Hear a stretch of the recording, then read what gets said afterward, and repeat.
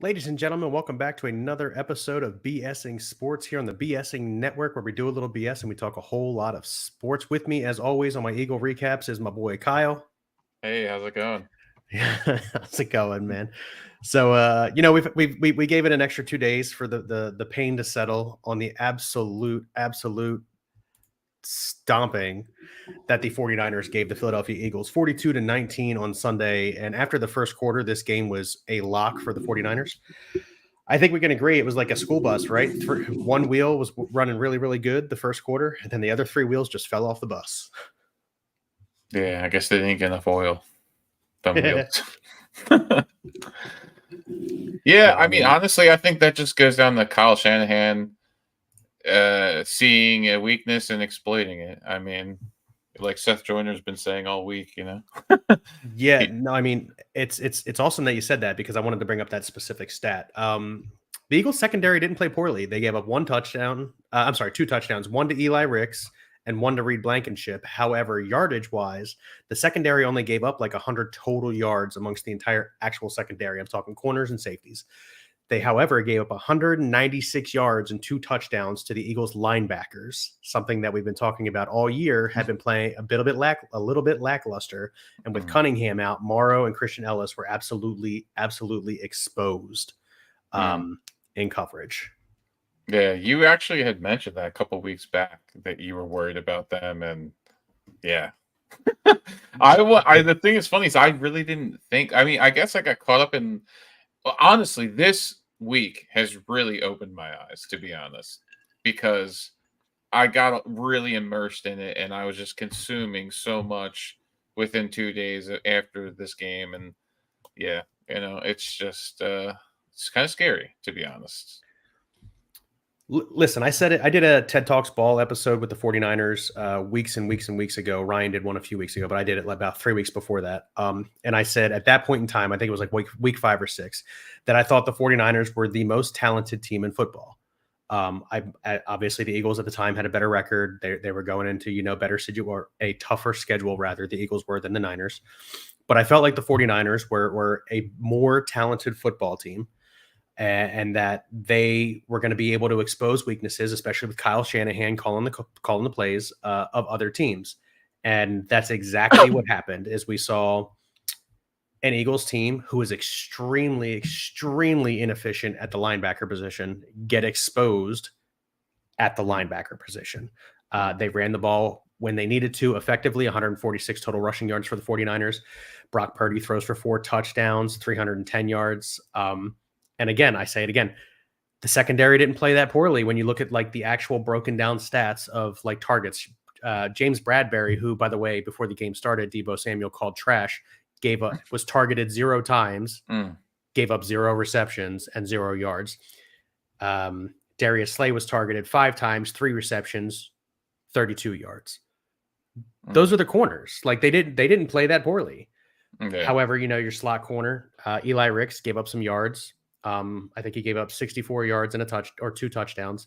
And then obviously, Morrow and the linebacker core gave up like 196 yards, as I previously mentioned. Shanahan found a weakness in this Eagles defense, and he 100% exploited it effectively. Anybody can argue that the first 2 drives of the Philadelphia Eagles should have ended up in touchdowns. Ryan and I were watching the game. We both said it. You really need touchdowns in that scenario because the Niners are going to score points. Did I expect them to go down the field 6 straight times and score? No, but here we are. What do you got? How do you give me? I mean, I think that literally, I mean, the 6 touchdowns, all that literally just comes down to. I see. This is the thing, right? Is I think on paper, like how George Kittle said, right? Like the teams do stack up. I think the major issue is the coaching right now. I think that is the biggest problem that they're having right now is the coaching. I think that this is really exposed. In fact, it just kind of proves. And I just saw something on Twitter where the Eagles Twitter or whatever X account responded saying that Nick Sirianni is actually running the offense. Like he's deeply, deeply involved. Up to 80%, he is guiding all of this, and it goes right back to what Peyton Manning was saying about them running those old Colts plays from 2004 or whatever, and and that's what they're doing. So I think that another thing that kind of irks me is the fact that Nick Sirianni's letting Brian Johnson take all the heat, dude.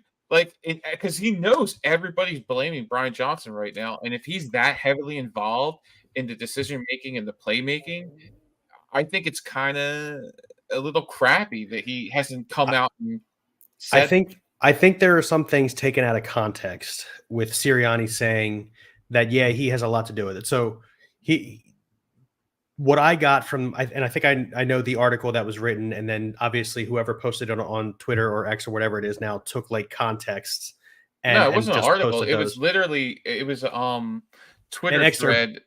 Yeah, No, that's no. what I'm So saying. a fan asked, oh, so you're saying that, like, well, I don't know, maybe they're backtracking on There it. Yeah. there was an article that came out early in the week that said the way it works in Philadelphia is that Nick Sirianni does an entire week's worth of here's what we think will work against this team, here's what we don't think will work against this team.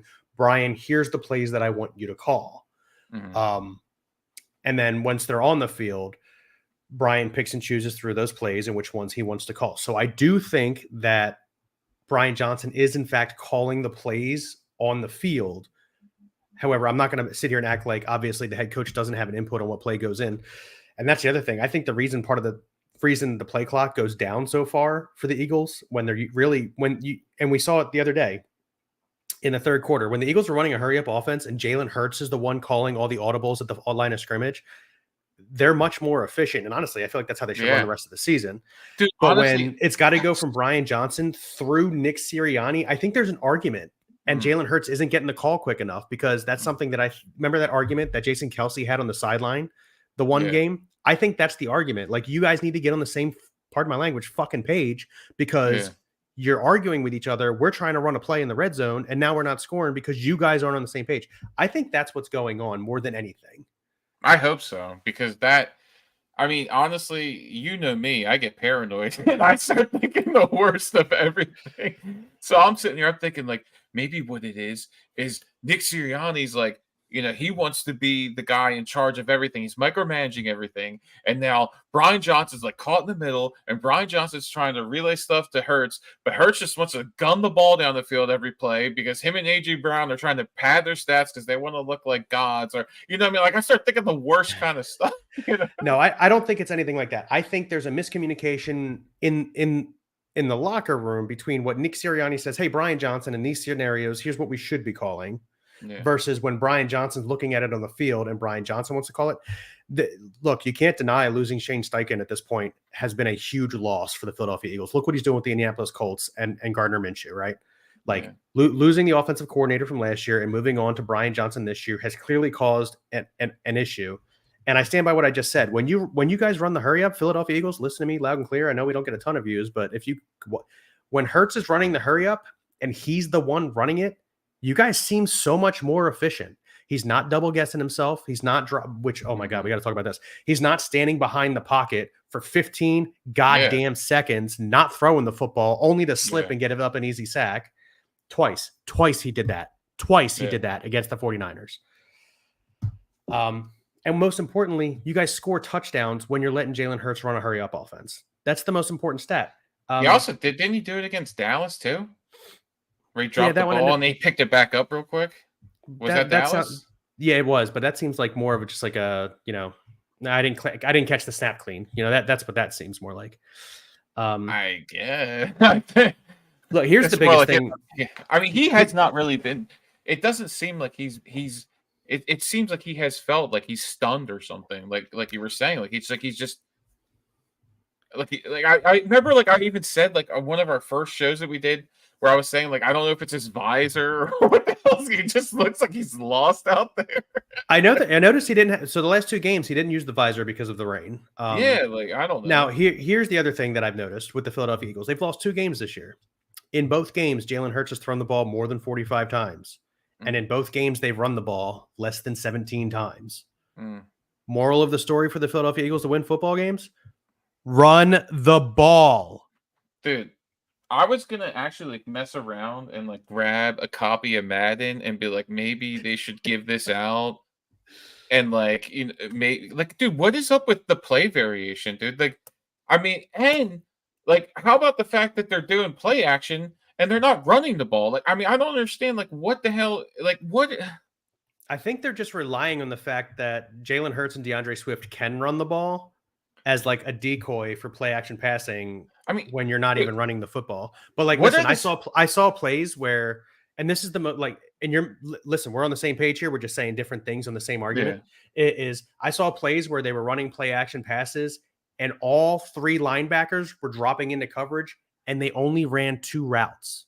They mm, only ran Devontae Smith, and they only ran AJ Brown in routes. You can't expect to hit the ball down the field on that. Like, there's no mm, possible way. And then all you do is hang out Jalen Hurts in the offensive line to look bad because he's got nowhere to throw the football. You didn't give him a check down. And when you did give him the check down, the linebackers are right on top of the check down. The offensive orchestration in this game, the offensive play calling in this game gave the Eagles no chance to win. Having said that, statistically, it doesn't look terrible for Jalen Hurts. 26 of 45, 298 yards, 2 total touchdowns. He ran the ball for 20 yards, Like, statistically, it didn't look like a bad game out of the quarterback. But then you go and you look at the box score, and it's 42-19, and Brock Purdy goes 19 of 27 for 314, 4 touchdowns. yeah. I get it. Jalen Hurts doesn't play once they defense. got that ball pounded through, the floodgates were open, right? Like, Yeah. they couldn't run the ball that first quarter, but then once they found out that they could run on us, and then if they needed to, they could just throw on us. Because it goes back to the linebackers, right? Can't run Yeah. because of the linebackers, shouldn't be able to throw because of the linebackers. In that scenario, again, they were exploiting the middle of the field and the screen game. They weren't Yeah. beating us down the field. Brock Purdy's longest throw of the game, I think, was 6 yards. Like, they weren't beating us down the field. Yeah. Ken Brandt says that he's referring to the only running 2 routes. That changes this week with Goddard coming back. Yeah, but how many targets has he even gotten? Like, I mean, there's like zero variation in these. It's just, sorry. I agree and disagree with you. I think Dallas Goedert being on the field draws an extra linebacker, right? So, like, Yeah. most linebackers in coverage can't cover Dallas Goedert. So what they do is they play a coverage against Dallas Goedert, and one slides to a section, and then the other one takes over. But what happens when the one slides to a section? There's an opening, right? And I think that's what's been missing the last 3 games, is the fact, the opening that Dallas Goedert leaves behind him. So either linebackers go with him and cover him, or they leave him open. Either way, there's an open somewhere in that scenario. Obviously, they're not scared of Jack Stahl. They're not scared of Grant Calcaterra. Make them scared of Jack Stahl, dude. Like, I don't understand. It's a tight end, dude. That's like so free when they're open, dude. It's literally free. Your boy, I don't even know his first name because I can't pronounce it, or even his last name, Okwagabunum, ended up with a target. He ended up with a target in this game. Well, let me put this away. Oh, Alberto. Thank you. I forgot his first name. Yeah, just call him Alberto, man. No, it's way easier. I think his mom calls him Alberto, actually. She can't even pronounce her own last name. She's like... let's look at the stats real quick. Let's touch on the stats. AJ Brown, 13 targets, 8 receptions for 114 yards. Devontae Smith, 9 for 96 and a touchdown. Those two guys, statistically, again, doesn't look bad, right? Over 100 for one guy, almost 100 and a touchdown for the other guy. It doesn't look bad. However, here's where it starts getting in trouble. DeAndre Swift, 6 rushes, 13 yards. Kenny Gainwell, 2 rushes, 5 yards. Boston Scott, 1 rush, 2 yards. That's where you lost the game, Philly. Not only on defense, obviously your linebackers suck, but that's where you lost the football game because you were throwing the ball, stopping the clock, giving them the ball back with tons of time. Dude, wait, how about, can we bring up the fact how shitty the tackling was? Probably one of the worst games I've ever seen. Yeah, so like, the tackling was horrendous. I don't know how many times I saw Kevin Byard trying to like hug George Kittle. George Kittle's what, like 6'5"? He's like 5'11". Like, what the hell? You gotta also, what? Arm tackling Deebo Samuel. What are you, dumb? It's terrible because the Eagles are hairline. Get low. No, the Eagles are usually such a good tackling team. It was uncharacteristic. Now, here's something that I do feel like I need to bring up. The Eagles played 4, if you think about it, really, really tough games in 21 days. The 49ers came off of a 10-day break to play the Eagles. Yeah. There's something to be said for that. Keep in mind, the Eagles defense was on the field for 96 snaps against the Buffalo Bills a week before. I'm not making excuses. I'm just saying. No. I'm leading into that. Okay, like you're saying, why the hell, dude? This game, this team. I'm sorry, dude. I don't want to talk too much shit, but this team is effing soft, dude. This team is soft as shit, dude. Especially guys like Slay. I'm sorry, but he don't even like tackling. He literally said on his Oh, own podcast that he doesn't like to he's tackle. never like to tackle. He's a Dude, ball hawking corner. we need multiple guys in on tackles. I mean, the only person that's really, throwing their body to the wind is like Reed Reed Blankenship. He's the Blankenship. yeah, and cut because I mean, when is Cunningham supposed to be coming back? Well, hopefully in the next 2 weeks, or actually, no, he might play against Dallas next to Zach Dude, or not having him, Shaq Leonard. dude, that's another thing. Shit talking 49ers fans. Like, dude, you guys, you lose Trent Williams, you lose Debo, you lose any of these guys. I mean, what the hell are you guys? You I got lost news for 3 you. games. Because 2 of those guys were out. Exactly. It's a battle of They lost attrition in 3 the games. NFC. Exactly, dude. It's a battle of And so attrition. we don't have Zach Cunningham. Zach Cunningham, we've been raving about him all year. His tackling ability specifically. He's everywhere, dude. He's exactly. everywhere. Yeah. Dude, I am right there with you. We've been talking about Zach Cunningham all year and how good he's been, how sure of a tackler he's been. He's probably been the second most sure tackler on the team behind Reed Blankenship when guys get past the line of scrimmage. Because obviously you got Jordan Davis and you got Jalen Carter, and you got to talk about those guys. Nolan Smith didn't play terribly. He didn't play great, but he didn't play terribly. And Hassan Reddick got obviously 2 sacks on Brock Purdy there in the first quarter, and then it looked like we couldn't get home the rest of the game. But I think part of that, again, is the Eagles played 4 really, really tough games. You got the Cowboys, the Chiefs, the Bills, and the Niners in 21 days. And then the Niners come off of a bye and then go into an easy game against somebody, and then the Seahawks on Thanksgiving, and then you've got the Eagles 10 or 11 days after that. The scheduling did Philadelphia no favors. They did them no favors. And when we went into this 5-game stretch, Cowboys, Chiefs, Bills, Niners, Cowboys, we said if we walked out of there 3-2 or even 4-1, we'd be super happy at it. And we're sitting at 3-1 right now. Like, we're not in a bad spot. So Eagles fans, here's what I'm going to leave you with right here in this moment. We're not done the show because Kyle and I still want to talk. Here's what I'm going to leave you with is the wheels have not come off the bus. There is no reason to panic. This is still a good football. They are still 10-1. For Steve Young, who says that they're pretenders, you're out of your goddamn mind, Steve Young. I don't care how long you played, how many Super Bowls you won. You're an idiot. There's no way this team is made of pretenders. Times, obviously. Seriously, this is not a team of pretenders. This is a veteran team who knows how to win football games. They just did it against 3 good teams, and you're not to mention they blew the doors off the Miami Dolphins, who are 93. Don't come to me and tell me that this is a team of pretenders. Talent, dude. We have such amazing talent on this team, like you're saying. We just need the coaches to put these guys in a position to succeed, and that's literally it. I agree with you. I'll tell you one thing, dude. If Jeff Lord, or if he'll fire Doug Peterson, I mean, Nick Sirianni should be worried at this point. No, not this season. If they listen, because the Cowboys are also so good, okay, fine. So you make a wild card, you have to play an away game, whatever. The Eagles are making the playoffs. It's not like they're not going to make the playoffs. And even with the loss to the Niners, there's still 75 or 76% chance to win the 1 seed in the NFC. And there's still 99% to win a playoff spot. And I think they're still like 90% to win the NFC East division, which will put them at the 2 seed behind the 49ers. I understand how important that bye week is. But we've also seen teams in the past get that bye week and kind of sit on their ass and then get beat the second week. Fortunately, it didn't happen to the Eagles last year because we ended up with the Giants in the second round, like whatever. But it's a point worth making, right? I just don't get the play calling, honestly. It's really just been so bad.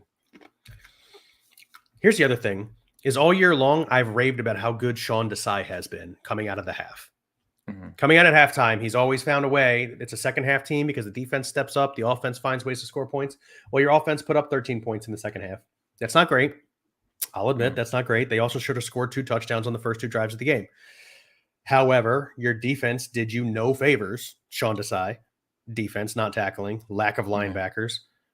And they put you to play behind the rest of the game. When you give up 6 straight touchdowns, and honestly, it looked like the Niners were scoring at ease. Literally, they were like, you know what, let's score on this play, and they did. Well, even before this game, the Eagles had already given up a shit ton of points this year anyway.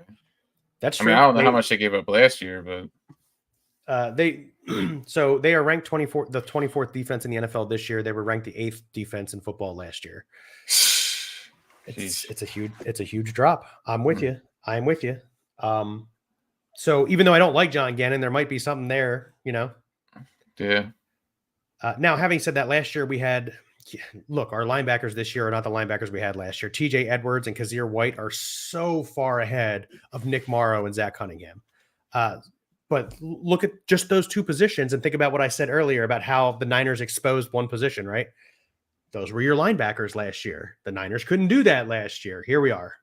Nick Morrow and not Zach Cunningham, Christian Ellis, who was just an absolute dog shit linebacker, by the way. Oof, yeesh.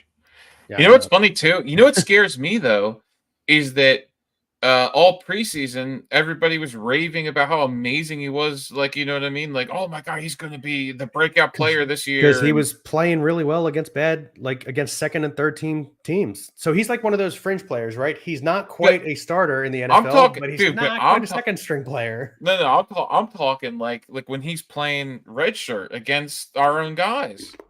I know, I remember. But I'm saying, like, I don't know. I just think.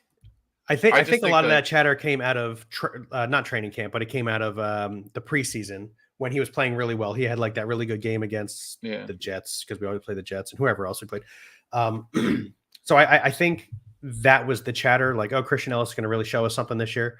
But then even at a training camp, like, he didn't get the starting linebacker position. Nakobe Dean and Zach Cunningham had the starting linebacker positions. And then obviously Dean gets hurt. Morrow comes in and he plays pretty well. And obviously Cunningham plays pretty well. Ellis doesn't need to be on the field.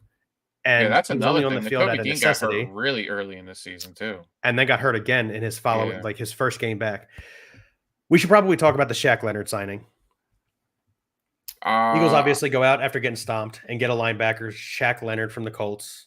He was released by the Colts, formerly of the Colts. He used to be an all-pro linebacker, used to be a Pro Bowl linebacker. I question how much he has in the tank, and here's why. And don't come and chew me apart. Why would you let somebody go? In addition to why would you let a guy like that go? You owe $6 million. We were so amped up to get Kevin Byard. What has he contributed? He used to be an all-pro Titan. Yeah, he used to be an all-pro safety. He used to be a Pro Bowl safety. He hasn't looked great as the Eagles safety. He just hasn't. Like, he had the one really good interception against Josh Allen last week, or 2 weeks ago, rather. But he hasn't looked fantastic to me. So here's that tackling looked like complete dog shit. I mean, that wasn't just him. That was the entire. Even Reed Blankenship was arm tackling Deebo Samuel. Look, I get it. All I know is I see it looked like a little kid trying to hug their dad. It looked like he was like, oh, here comes George Kittle, and then here I go. I don't know. Yeah. It's so it was such an awkward thing. I couldn't believe I was watching it. I was like, is he for real right now? Yeah, it's it also didn't even look like he ran into tackle. It just looked like he was like, oh no, like, oh shit, I'm about to get trucked. Let's give some props where they belong here for the San Francisco 49ers. Again, they put up 42 points. Brock Purdy, 19 to 27, 314 yards, 4 touchdowns. McCaffrey, 17 rushing attempts, 93 yards and a touchdown. Debo, 3 rushing attempts and 4 receptions for a total of 138 yards and 3 total touchdowns. Brandon Ayuk with the other touchdown. And congratulations, San Francisco 49ers and your fans. System quarterback is so lame, dude. Yeah. But congratulations, 49ers, for coming into Philadelphia and making the Eagles look kind of silly. But I think your coaches know, the players, I mean, outside of Deebo Samuel, who's a fucking moron, probably know that if you guys meet up again in the playoffs, that's not going to be the result. I mean, honestly, I honestly thought that they were going to lose this game. That was my honest opinion. So did I. I not on our show because I was like hedging my bet, but when I placed my bets on my my like app and everything, I took the Niners to win. No, I don't even think we did it. Yeah. So, but honestly, I really didn't believe that they were going to win this game because I even told the guy at the gym, I was like, dude, they'll win when it matters. This is the team you're going to play in the NFC Championship game. Exactly. Yeah. Yeah. You want to lose now? Fine. I don't give a shit. You could have beat us 75-0. But when we meet in the NFC Championship game and we walk onto the Super Bowl and you go to fuck home, shut your mouth. Yeah. That's how I feel about it. Seriously. Basically. Dude, hell, you think you got it bad. I can't even go to the shop. I went up to ShopRite the other day and like I saw two 49ers fans walking down the aisle and they both got like, these like jackets that like are the ones that you order offline and they have like literally shit everywhere on them. It's just so atrocious. Like it's just all over the jacket and it's like got like an emblem here, an emblem there. It's just like everywhere and it's like I just wanted to be like, screw you guys. So bad. No, keep it friendly. And that's for what it's worth, for all Eagles fans out there listening. No, keep it respectful, keep it clean. Absolutely keep it respectful, keep it clean. And here's why you want to keep it respectful and clean right now. If you act mature now and then act like a fool later, they're gonna have to act mature then. Who? 49ers fans? Yeah, I'm telling you. They've been talking shit since last year. They're the ones that started talking the shit in the first place. Listen, they can talk all the shit they want, but until they beat us in an NFC Championship game, I don't give a shit. Oh, that's a good one. I like that. That's exactly my point. Keep running your mouth. I don't care. Okay, you beat us in the regular season. We're still 10-2. You still only have 9 wins. Don't understand that shit talking. I think it's a weirdo behavior. I don't like it personally. I've never been a big. I mean, unless somebody starts talking shit to you or whatever. Like I'm such an objective fan. Obviously, I'm a homer, right? I love the Philadelphia Eagles, but I'm such an objective fan, especially since I started the podcast and everything, that you can, like, we have a Cowboys fan that comes into the bar that I work at, and he's so obnoxious. And I just, that's different. That's Cowboys. Everybody can talk shit on Cowboys. What? Dude, he's listen, Ryan, I'll tell you, he is so goddamn obnoxious. But I never say anything negative to him. I just smile and laugh at him. He was talking so much crap the day the Eagles played the Cowboys the last time. So much crap. And then I heard that he got, like, way too wasted and got thrown out of the bar. So, like, whatever. After the Eagles won, like, whatever. Hopefully they threw him out by his ankles. No, they just cut him off and then he left, like, whatever. No, but hoping to get them to sponsor us here eventually. I gotta work there just a little bit longer and then I'll be able to say their name on air, the brewery that I work at. Hoping, awesome. Trying to kick the tires, trying to see what's going on there. Yeah, exactly. You got anything else you want to talk about? Last week we left a handful of things off the table because we forgot about them. Has there been an update on the big Dom thing yet? Have they released what they're gonna do with that? Nothing. They're gonna do absolutely nothing. So the referees after the game, the referees came out after the game and said that they reviewed the tape and he shouldn't have been as close as he was to the play, but then they re-reviewed it on Monday and they were like, he was doing his job. Nick Sirianni's over there. It's his job to protect Nick Sirianni. He never put his hand in the face of I forget who it was, Greenwood, Dre Greenwood. It was somebody else's hand coming past him in Greenwood's face. And when Greenwood struck him in the face, he should not have been taken off the field. Greenwood is getting fined for hitting somebody on the sideline not involved in the game. But I mean, honestly, they need to do something that was the about chance. That shit, dude. So many players attacking people. What the hell is that? The Niners are an extremely physical team. I expect that they will get more injured as the season goes on. They just play. Listen, I know that they beat the shit out of the Eagles, but that was a fight. It wasn't easy for them to beat the Eagles the way they did. Pissed me off about that game, dude. It's like, okay, and this is one of the reasons why I'm saying this team's soft, dude. That game was literally our opportunity to do what they did. To be physical and to try and hurt somebody, dude. The way they played dirty as shit all night, dude. They were trying to hurt somebody the whole game, and that's what they should have been doing. They should have been trying to take out one of their pieces, so it's easier when we see them in the championship. No, I don't like playing dirty like that. So I understand. Hey. I understand. No, listen, I get it. The Niners play that way, and I mean, if that's how the 49ers want to try and win football games by taking pieces out, fine. I think they held a little bit of a grudge by the way Hassan Reddick hurt Brock Purdy last year in the NFC Championship game. But Hassan Reddick had a perfectly clean hit against Brock Purdy last year. Like, it was just a freak accident. How many times does a quarterback get hit like that and there's no injury at all? It was just a freak accident that Brock Purdy got hurt. So I think they were just a little bit butthurt about that. But they're a physical team. They're always going to be a physical team, which is why they're going to deal with injuries. And, they've been relatively healthy most of the year outside of those 3 games. What's going to happen when they aren't? But see, this is the thing, though, is that they can say whatever they want, but they couldn't keep us out of their backfield. I mean, that's so insane to me that you're gonna cry about your quarterback getting taken out. Well, all three of them actually. But like, I mean, does that not say something to you in itself? Your offensive line can't protect your quarterbacks, It was all also a three of poor them. play call by Mike by Shanahan rather because Insane. he had a tight end covering Hassan Reddick on that particular play, blocking Hassan Reddick on that particular play. Yeah. Oh Um, yeah, that's true. That's true. Yeah. yeah. What else we got? We probably got like one more thing before we can get off here. Let's see. What else do I got? Oh yeah. What about this Seth Joyner Darius Slay beef thing? Did you hear about that? That's a media thing. I don't care so much about that. I'm more of an on-field guy.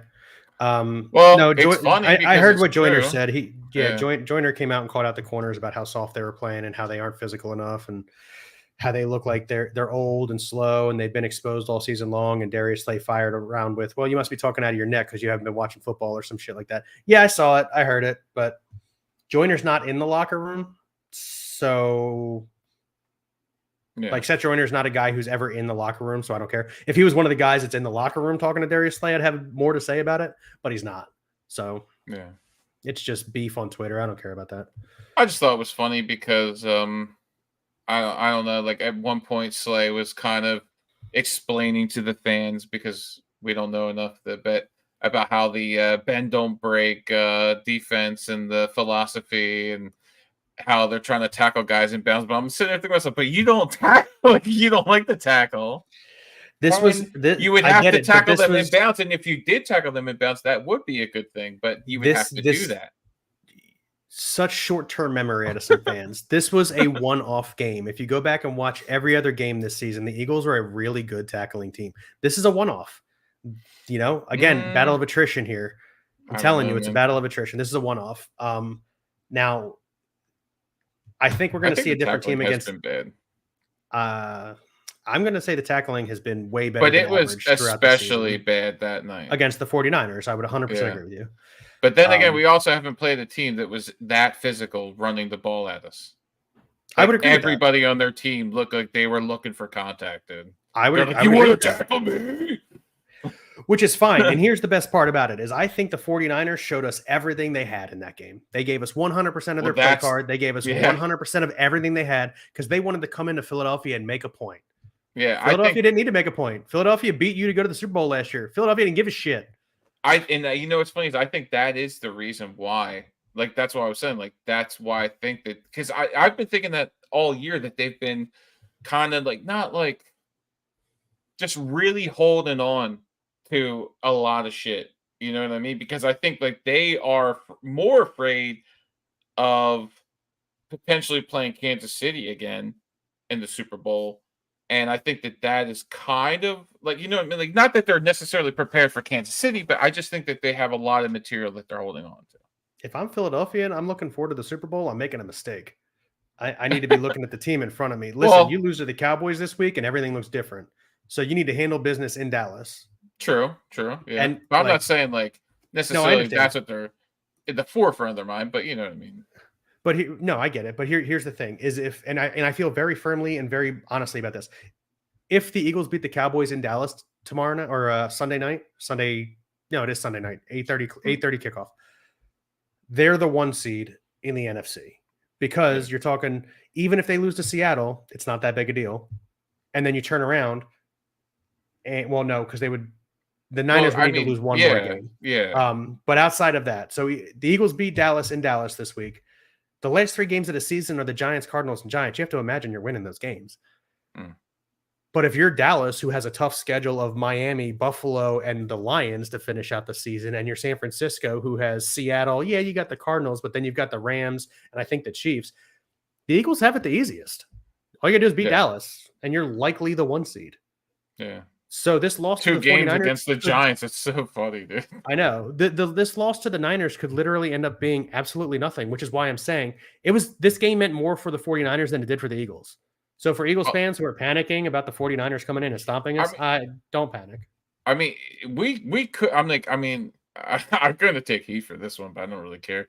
I mean, we could very well lose to the Giants one of those games. It's possible. We could lose one of those games. You're right. If we've already locked up the 1 seed, I believe you that at week 18 with Marcus Mariota leading the Eagles, we could lose.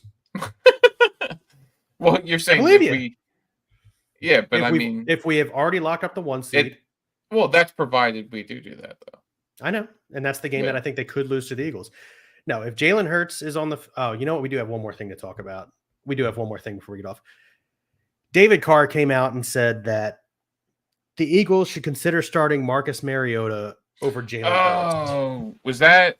I heard about that. I didn't look into that. Who was this guy? Who the hell is he? David Carr. He was a former first-round pick. He was the first quarterback for the Houston Texans when they came up. The worst part about this article is they say in the article, the headline of the article, former Super Bowl winning quarterback says Philadelphia Eagles should start Marcus Mariota over Jalen Hurts.